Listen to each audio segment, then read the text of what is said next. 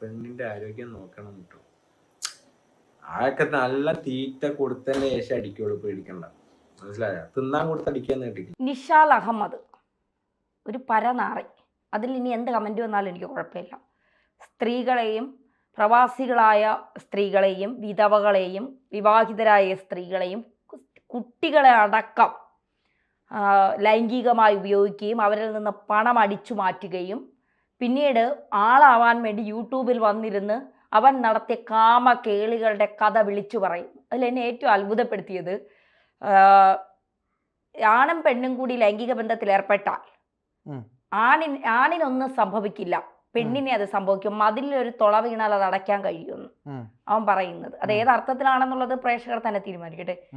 ഇങ്ങനെയുള്ള നാറികളെ, പലതും പറയണമെന്നുണ്ട് പക്ഷേ പറയുന്നില്ല, ഇങ്ങനെയുള്ള നാറികളെ എന്താണ് ചെയ്യേണ്ടത് എന്നുള്ളത്. പോലീസ് പിടിച്ച് അകത്തിട്ട് ഇവനൊക്കെ ഈ ആഹാരമൊക്കെ കൊടുത്ത് ഇവനെയൊക്കെ എന്താ സിനിമാ നടന്മാരെ പോലെ വെളിയിലേക്ക് കൊണ്ടുവരുന്നതിലും നല്ലത് ഇങ്ങനെയുള്ളവന്മാർക്കൊക്കെ കൃത്യമായ ശിക്ഷ കൃത്യമായ രീതിയിൽ നടപ്പിലാക്കിയാൽ പിന്നെ നിഷാൽ അഹമ്മദ്മാരുണ്ടാകുമോ? ഇല്ല. ഇപ്പം പറയുന്ന മറ്റൊരു കാര്യം കൂടെ പറഞ്ഞിട്ട് നമുക്ക് ഇതിലെ ചർച്ചയിലേക്ക് തുടങ്ങാം. നല്ലപോലെ ആഹാരം കൊടുക്കും, എന്നിട്ടേ ഞാൻ സ്ത്രീകളെ ഉപയോഗിക്കാറുള്ളൂ. അതെ, വേറൊരു വാക്കാണ് ഉപയോഗിച്ചത്. ആ വാക്ക് സമൂഹത്തിന് യോജിക്കാത്ത, അല്ലെങ്കിൽ നമ്മുടെ സഭ്യകരമായ ഭാഷയ്ക്ക് യോജിക്കാത്തത് കൊണ്ട് അല്ല, ദ്വയാർത്ഥ പ്രയോഗമാണത്. സഭ്യകരമായ ഭാഷയ്ക്ക് യോജിക്കാത്തത് കൊണ്ട് ഞാനത് പറയുന്നില്ല. പക്ഷേ ഇവന്റെ പേരിൽ ദ്വയാർത്ഥ പ്രയോഗത്തിനൊന്നും കേസ് കൊടുക്കണ്ട. കാരണം ഇവൻ ഡയറക്റ്റ് പ്രയോഗം നടത്തിയിരിക്കുന്ന ആളാണല്ലോ. അപ്പോൾ അതുകൊണ്ട് തന്നെ ദ്വയാർത്ഥ പ്രയോഗം നമ്മൾ നോക്കുന്നത്. ഈ വിഷയത്തിൽ ഇവനെ പോലുള്ള തെമ്മാടികൾ, അങ്ങനെ അതായത് ഈ തെമ്മാടികളായിട്ടുള്ള ആൾക്കാർക്ക് എന്താണ് നമ്മുടെ ഇന്ത്യൻ പീനൽ കോഡിൽ വ്യവസ്ഥ ചെയ്തിരിക്കുന്നത് എന്നുള്ള കുറേ വകുപ്പുകളുണ്ട്. ഇത്തരം വകുപ്പുകളൊന്നും പോരാ എന്നാണ് ഞാൻ പറയുന്നത്. കുറച്ചും കൂടി ഇപ്പം ഭാരതീയ ന്യായ സംഹിതയൊക്കെ വന്നതിന് ശേഷം കുറച്ചുകൂടി സ്ട്രോങ് ആയിട്ടുണ്ട് വകുപ്പുകൾ. അതിനേക്കാളൊക്കെ ഉപരിയായിട്ട് വളരെ ശക്തമായ ചില കാര്യങ്ങൾ കൂടി കൂട്ടിച്ചേർത്തുകൊണ്ട് കൃത്യമായ നിയമ നടപടി സ്വീകരിച്ചാൽ മാത്രമാണ് കുറേ അധികം ആളുകളൊക്കെ രക്ഷപ്പെടുള്ളൂ. ഇവൻ്റെ ഒരു വലിയ പ്രശ്നം എന്ന് പറയുന്നത്, ഇവൻ ഒരു പെൺകുട്ടിയെ പ്രേമിക്കുന്നതോ അവരുമായി സെക്ഷൽ ലൈഫിൽ ഏർപ്പെടുന്നതോ ഒന്നും ഇവിടെ തെറ്റുകളൊന്നുമല്ല. ഇവിടെ പരസ്പര സമ്മതത്തോടെ ഉഭയസമ്മതത്തോടെ ലൈംഗിക ബന്ധത്തിൽ ഏർപ്പെടുന്നു തെറ്റല്ല. പക്ഷേ ഇവൻ്റെ പ്രശ്നം, ഇവൻ മനഃപൂർവ്വം ആളുകളെ വലയിൽപ്പെടുത്തുക, പെൺകുട്ടികളെ വലയിൽപ്പെടുത്തുക, അവരെ മാക്സിമം തെറ്റിദ്ധരിപ്പിച്ചതിന് ശേഷം ലൈംഗികമായി ഉപയോഗിച്ചതിന് ശേഷം ഇവൻ മുങ്ങിയിട്ട് എന്ന് ഞാൻ പറയുന്നത് അവരെ ഉപേക്ഷിക്കുക, അല്ലെങ്കിൽ അവരോട് വേറെ രീതിയിലൊന്നും ബന്ധം വെക്കാതിരിക്കുക. എന്നിട്ട് അത് വന്നിട്ട് യൂട്യൂബിൽ ഇരുന്ന് ധൈര്യപൂർവ്വം താൻ എന്തോ മഹാസംഭവം ചെയ്തു എന്നുള്ള നിലയിൽ, അതെ, സ്വാതന്ത്ര്യ സമരത്തിൽ പങ്കെടുത്ത ആളാണ്, ഇവന്റെ ആരെങ്കിലുമൊക്കെ അത്തരത്തിൽ വലിയ നേട്ടങ്ങളൊക്കെ നേടിയ ആൾക്കാരെന്ന രീതിയിലാണ് ഇവൻ സംസാരിച്ചുകൊണ്ടിരിക്കുന്നത്. ഒരു സ്ത്രീയോടും ഒരു ആളുകളോടും ഒരു രീതിയിൽ പോലും ബഹുമാന സൂചകമായിട്ട് ഇവൻ നിൽക്കുന്നില്ല.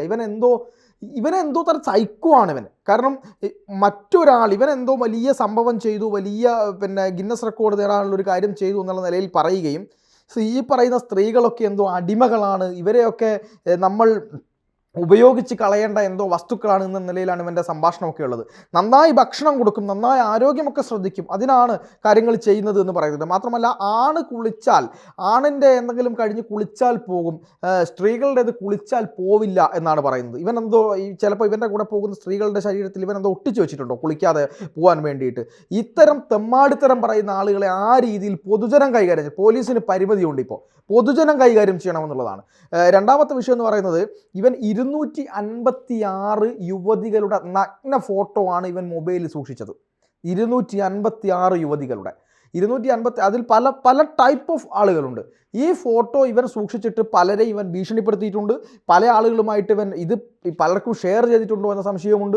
ഈ പറയുന്ന ലൈംഗികപരമായ ഉപയോഗം, ഇങ്ങനെ ഉപയോഗിച്ചതിന് ശേഷം അവരെ ഭീഷണിപ്പെടുത്തുകയോ അല്ലെങ്കിൽ അവരെ ഏതെങ്കിലും തരത്തിലൊക്കെ ആളുകൾക്ക് മുന്നിൽ അപഹാസ്യരാക്കുകയോ ഒക്കെ ചെയ്യുന്ന വൃത്തികെട്ട രീതിയും, അതോടൊപ്പം തന്നെ ഇവരോട് പൈസ വാങ്ങിക്കുക, സാമ്പത്തിക തട്ടിപ്പിൽ ആക്കുക, സാമ്പത്തികമായി ഇവരോട് പണം വാങ്ങിച്ചിട്ട് അത് കൊടുക്കാതിരിക്കുക, എന്നിട്ട് അവരെ ഭീഷണിപ്പെടുത്തുക, ഈ രീതിയിലുള്ള പല തെമ്മാടിത്തരങ്ങളുമാണ് ഇവൻ്റെ ഭാഗത്തു നിന്നുണ്ടാവുന്നത്. മറുഭാഗത്ത് ഇവൻ്റെ വീട്ടിലുള്ള വീട്ടുകാർ, ഇവൻ്റെ കുടുംബം ഇവൻ ചെയ്യുന്ന തോന്നിവാസങ്ങൾക്ക് മുഴുവൻ സപ്പോർട്ടാണ് എന്നുള്ളതാണ് ഏറെ ഞെട്ടിക്കുന്നത്. ഇവൻ്റെ ഉമ്മയൊക്കെ പറയുന്ന കാര്യം എന്താണ് പറയുന്നത്? എന്നെ മോനെ നിങ്ങൾ വലയിലാക്കുകയാണ്. അതെ, ഇവൻ കാമവീരനാണ്, ഇവൻ കാമദേവനാണ്, ഇവൻ്റെ വലയിലാക്കാൻ വേണ്ടിയിട്ട്. അങ്ങനെ ഈ പറയുന്നത് പോലെ ഇവൻ്റെ ഉമ്മയടക്കമുള്ള ആളുകൾ, കുടുംബക്കാരടക്കം നല്ല സപ്പോർട്ടാണ്. ഇവൻ്റെ യൂട്യൂബ് ചാനൽ എടുത്ത് വെച്ച് കാണുന്നുണ്ടായിട്ട് ഇവർ ആണോ ആദ്യം ലൈക്ക് ചെയ്തതെന്ന വലിയ സംശയം എനിക്കുണ്ട്. കാരണം ആ രീതിയിലാണ് ഇവരുടെ കുടുംബക്കാരുടെ സംസാരം. ഇവനോട് തെറ്റും ചെയ്യുന്നില്ല, പെൺകുട്ടികളാണ് തെറ്റ് ചെയ്യുന്നത്, ഇവർ വന്നിട്ടല്ലേ എന്നൊക്കെയുള്ള സംസാരങ്ങളാണ് സംസാരിക്കുന്നത്. അപ്പോൾ ഈ രീതിയിൽ 256 ഞാൻ പറഞ്ഞല്ലോ, ആ അക്കം വീണ്ടും എടുത്ത് പറയുന്നത് ശ്രദ്ധിക്കാൻ വേണ്ടിയിട്ടാണ്. കാരണം ഇത്രയധികം പെൺകുട്ടികൾ കേരളത്തിൽ ലൈംഗിക ദാരിദ്ര്യമുണ്ടോ? ഈ പറയുന്നവൻ്റെ അടുത്തേക്കൊക്കെ 256 അല്ല, അങ്ങനെയല്ല, 256 പേരൊക്കെ ഇവൻ്റെ അടുത്തേക്ക് പോയി വീഴുക എന്ന് പറയുന്നത് അവരെ ചതിൽ ട്രാപ്പിൽപ്പെടുത്തുകയാണ്. പക്ഷെ നമ്മൾ പോയി വീഴുന്നതല്ലേ. സ്വാഭാവികമായ പ്രണയമോ അല്ലെങ്കിൽ ലിവിങ് ടുഗദറോ അല്ലെങ്കിൽ സ്നേഹമോ ഒന്നും അല്ല ഇവിടെ നടക്കുന്നത്. ഇത് ട്രാപ്പാണ്. ഈ ട്രാപ്പിൽപ്പെടുത്തിയിട്ട് ഇവൻ പരസ്യമായി വിളിച്ചു പറയുകയാണ്, ഇവരെ സാമ്പത്തികമായി ദുരുപയോഗം ചെയ്യുകയാണ്, ഇവരുടെ ഫോൺ നഗ്ന ഫോട്ടോ എടുത്ത് മൊബൈലിൽ സൂക്ഷിക്കുകയാണ്. തെറ്റല്ലേ? ഇന്ത്യൻ ഭരണഘടന സൈബർ കുറ്റകൃത്യമല്ലേ? ഇപ്പം പോലീസ് എന്തായാലും അറസ്റ്റ് ചെയ്തിട്ടുണ്ട്. നല്ല ബിരിയാണിയൊക്കെ അവർ ജയിലിൽ നിന്ന് എന്തായാലും കൊടുക്കും എന്നുള്ള കാര്യം സംശയമൊന്നുമില്ല. പക്ഷേ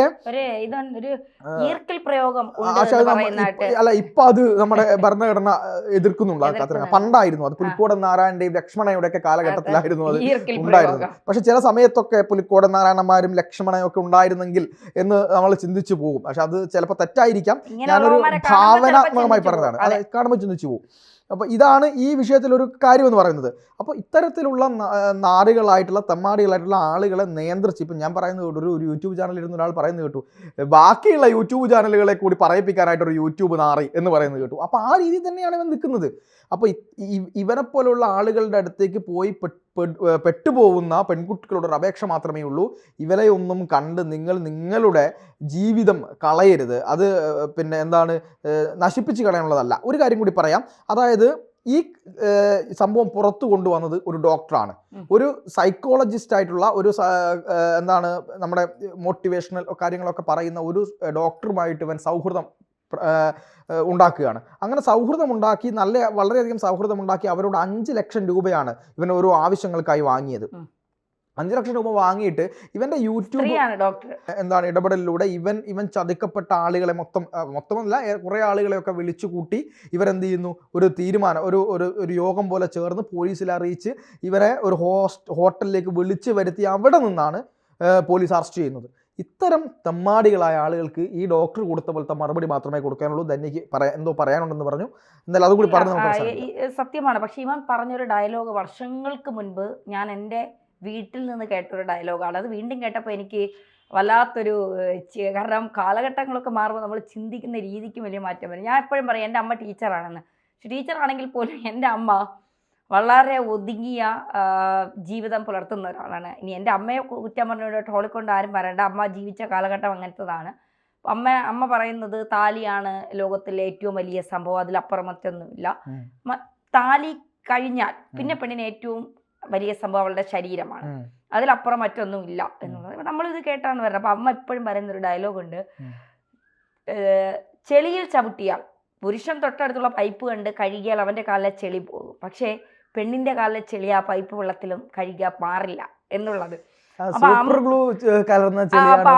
അമ്മ ഉദ്ദേശിച്ചത് അപ്പം ഞങ്ങൾക്ക് മനസ്സിലായില്ലെങ്കിലും ഞങ്ങൾ പിന്നീട് വലുതായ സമയത്ത് അമ്മ ഇത് നിരന്തരം പറഞ്ഞു കേൾക്കുമ്പോൾ ഒരു ഡിഗ്രി കാലഘട്ടത്തിലൊക്കെ ഞങ്ങൾക്കിത് മനസ്സിലാകാൻ തുടങ്ങി. അമ്മ പറയുന്ന ചെളി എന്ന് പറയുന്നത് നമ്മൾ ഈ പാടത്തും വരമ്പിലും ഒന്നും ഉണ്ടാകുന്ന ചെളിയല്ല, പെണ്ണിൻ്റെ ശരീരത്തിൽ ആണ് തൊട്ടാൽ അവളുടെ ജീവിതം തന്നെ ഇല്ലാതായി പോകും എന്ന തരത്തിലേക്കുള്ള ഒരു ചെളിയെക്കുറിച്ചാണ് അമ്മ പറയുന്നത്. അപ്പം ഈ നിഷാൽ അഹമ്മദ് എന്ന് പറയുന്ന ചെറ്റ തെമ്മാടി പറയുന്ന കാര്യങ്ങൾ ഞാൻ എൻ്റെ ലൈഫിൻ്റെ ആ ഒരു ഇതുമായി കൂട്ടി യോജിപ്പിച്ചതാണ്. അപ്പോൾ എൻ്റെ പൊന്നമ്മ പെങ്ങന്മാരെ, നിങ്ങൾ ഇനിയെങ്കിലും ഇത്തരക്കാരുടെ വഴിയിൽ ചെന്ന് വീഴാതിരിക്കുക. 1.5 ലക്ഷം രൂപ വരെ പലിശക്കെടുത്ത് ഇവന് കൊടുത്തവരുണ്ട് എന്നാണ് പറയുന്നത്. അപ്പോൾ ഇതൊക്കെ വാങ്ങിച്ച് തിന്നുകൊണ്ട് നിങ്ങളുടെ ശരീരം ഉപയോഗിച്ചതിന് ശേഷമാണ് ഈ നാറി വന്നിരുന്ന് യൂട്യൂബിൽ ഇത്തരം കാര്യങ്ങൾ വിളമ്പുന്നത്. സത്യത്തിൽ ഇവനെയൊക്കെ നിങ്ങൾ തന്നെ കൈകാര്യം ചെയ്യേണ്ടതാണ്. പക്ഷെ നമ്മുടെ നിയമവ്യവസ്ഥയിൽ അത്തരം കാര്യങ്ങൾ ഇല്ലാത്തത് കൊണ്ട് മാത്രം ഇവനൊക്കെ രക്ഷപ്പെട്ടു പോകുന്നു എന്നുള്ളതാണ്. പക്ഷെ പോലീസ് നന്നായിട്ട് അവർ ബിരിയാണിയും ചപ്പാത്തിയും ചിക്കൻ കറിയൊക്കെ കൊടുത്ത് നല്ല ഒന്നാന്തരമായി അവനെ പുഷ്ടിപ്പെടുത്തി എടുക്കും. എന്തായാലും ഇവനെപ്പോലുള്ളവന്മാരുടെ വലയിൽ വീഴാതിരിക്കുക എന്നുള്ളതാണ്. അതാണ് പ്രണയിക്കുക എന്ന് പറയുന്നത് ഒരാണിനും പെണ്ണിനും തോന്നുന്ന ഒരു വികാരമാണ്. ആ പ്രണയത്തിൻ്റെ പേരിൽ ചില മുതലെടുപ്പുകൾ ഉണ്ടാകും. അത്തരം മുതലെടുപ്പുകളിൽ വീഴാതിരിക്കുക, പണമായാലും ശരീരമായാലും അത്തരം മുതലെടുപ്പുകൾ വീഴാതിരിക്കുക എന്ന് മാത്രമേ പറയാനുള്ളൂ. എന്തായാലും ഒരു നിഷാൽ അഹമ്മദ് ഒന്നും നമ്മുടെ ശരീരത്തിൽ ഒന്ന് തൊട്ട് കഴിഞ്ഞാലോ അല്ലെങ്കിൽ നമ്മളൊന്ന് പിന്നെന്താ ലൈംഗിക ബന്ധത്തിൽ ഏർപ്പെട്ടാലോ ഒന്നും തീരാവുന്നതല്ല പെണ്ണിന്റെ കാര്യങ്ങളെന്ന് പറയുന്നത്. അതുകൊണ്ട് അതിലൊന്നും നിങ്ങൾ വലിയ ബോധറാവേണ്ട കാര്യമില്ല. പക്ഷേ ഇത്തരം ചതികളിൽപ്പെട്ട് വീഴാതിരിക്കും. ഇവനെപ്പോലെയുള്ള കാമവീരന്മാരുടെ ചതികളിൽ വീഴുന്ന നിങ്ങളുടെ ജീവിതം നിങ്ങൾ ആക്കാതിരിക്കുക എന്നുള്ളത് മാത്രമേ ഉള്ളൂ. അല്ലെങ്കിൽ നിങ്ങളെ കുടുക്കിയതുപോലെ ഇവനെയും കുടുക്കി ഇവന്റെ ബാക്കി അല്ല ഈ കാര്യത്തിലേ, അതായത് പെണ്ണ് കുളിച്ചാൽ പോവുമെങ്കിൽ, ആണ് കുളിച്ചാൽ പോവുമെങ്കിൽ അത് പെണ്ണ് കുളിച്ചാലും പോവും, അത്ര മാത്രമേ ഉള്ളൂ. പിന്നെ പണ്ട് ഒരു കവയത്രി എഴുതിയതുപോലെ ഗർഭപാത്രം ഉണ്ടായതാണ് എൻ്റെ ഏറ്റവും വലിയ ശാപം എന്ന് പറഞ്ഞിട്ടുണ്ട്. അത് എൻ്റെ ശാപം എന്ന് മാത്രമല്ല, സ്ത്രീകളുടെ മൊത്തം ശാപം എന്ന് പറഞ്ഞിട്ടുണ്ട്. ഒരു കുഞ്ഞിന് ജന്മം നൽകുന്ന ഗർഭപാത്രത്തെ ഒരു സ്ത്രീ അത്ര ഗതികെട്ട് കൊണ്ട് ശപിക്കണമെങ്കിൽ, അല്ലെങ്കിൽ ആ ഗതികേടിൻ്റെ അവസ്ഥ പറയണമെങ്കിൽ ഇവനെപ്പോലുള്ള നാറികളാണ് ഇതിൻ്റെ കാരണമെന്ന് കൂടെ പറയേണ്ടിയിരിക്കുന്നു.